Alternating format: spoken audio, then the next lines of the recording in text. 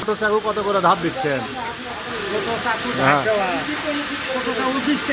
আর বড়টা? আর রান্দা খালি ধাপ। আর বাইরের বাড়ি করা লাগলে? বাইরে বাড়ি করা লাগলে 220 টাকা হলো দাও, দাও। গোস্ত কাটা দাও। হ্যাঁ। আর আর চাকু হলো 200 টাকা। এদিক প্রতি 50 টাকা, 40 টাকা, 60 টাকা সব টাকা যা পাওয়া যায়। কোন জায়গাতে আপনার দোকান? দোকানে বাজুতলা